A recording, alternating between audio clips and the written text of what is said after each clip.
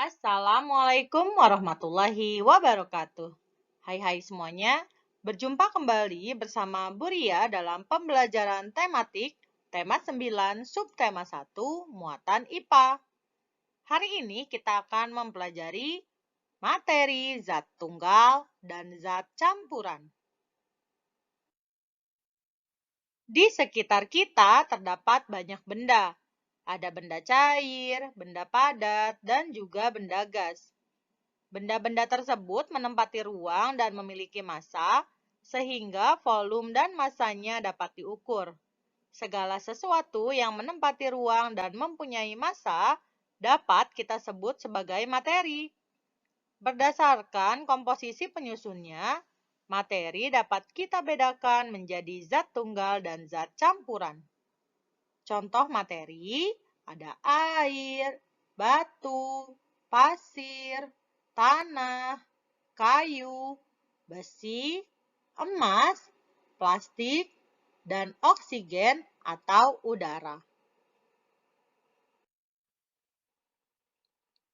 Zat tunggal adalah suatu materi yang komponen penyusunnya hanya terdiri dari satu jenis zat, seperti air, gula, garam, emas murni, tembaga, dan lain-lain.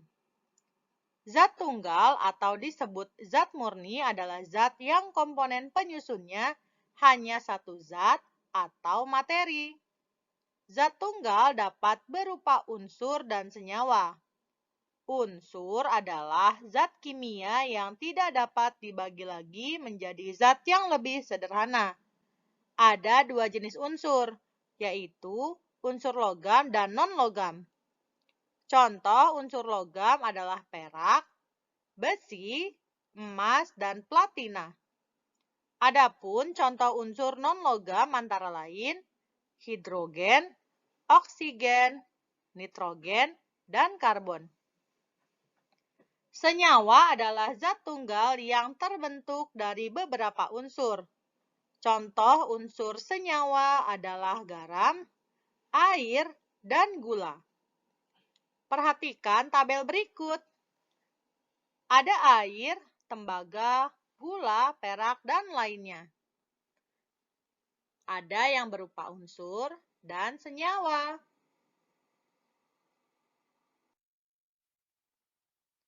Zat campuran adalah suatu materi yang komponen penyusunnya terdiri dari dua jenis atau lebih.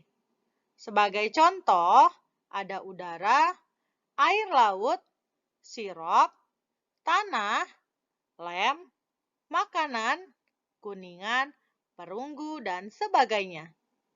Zat campuran dapat berupa zat padat dengan zat padat. Contohnya campuran kopi, gula pasir, dan krimer. Zat padat dengan zat cair. Contohnya campuran garam dan air. Zat padat dengan zat gas. Contohnya campuran debu dengan udara. Zat cair dengan zat cair. Contohnya campuran sirup dengan air. Zat gas dengan zat gas. Contohnya udara di atmosfer merupakan campuran gas oksigen, hidrogen, nitrogen, dan sebagainya. Ada dua jenis zat campuran. Ada homogen dan heterogen. Zat campuran homogen artinya zat campuran yang tercampur secara sempurna sehingga kalian tidak dapat membedakan lagi apa saja penyusunnya. Sedangkan zat campuran heterogen adalah zat campuran yang tercampur secara tidak sempurna. Contohnya, larutan air dengan pasir. Kalian masih bisa membedakan mana airnya dan mana pasirnya. Sifat-sifat zat campuran terdiri dari dua jenis zat tunggal atau lebih.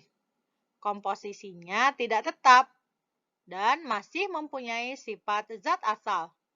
Contohnya air dan garam. Mari perhatikan bagian berikut untuk lebih jelas. Macam-macam zat, ada zat tunggal dan zat campuran. Zat tunggal ada unsur dan senyawa. Contoh dari unsur ada oksigen, karbon, besi, dan lainnya.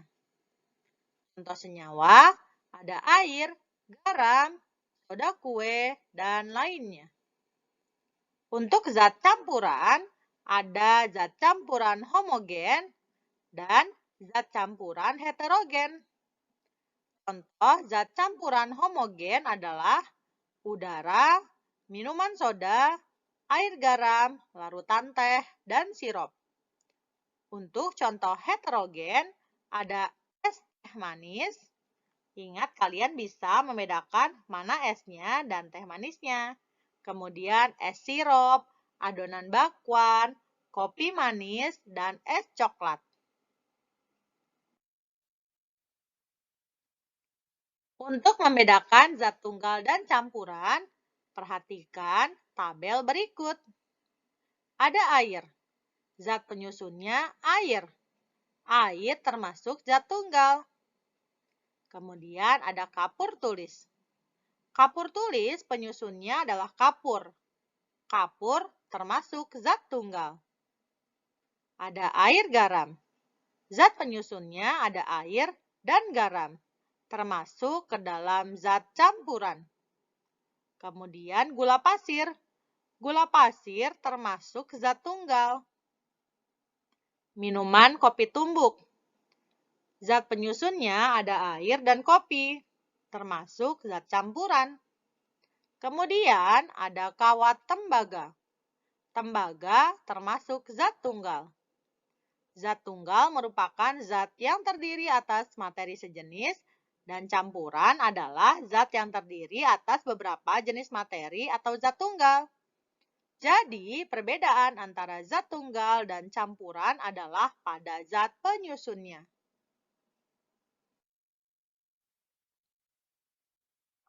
Perhatikan tambang emas berikut ini. Emas murni merupakan zat tunggal. Kemudian, ada juga emas putih. Emas putih merupakan zat campuran karena terdiri dari emas, tembaga, dan perak. Perhatikan contoh berikut ini. Pada tabel yang pertama, ada air dan kecap. Air yang sudah dicampur dengan kecap mengalami perubahan warna dan rasa.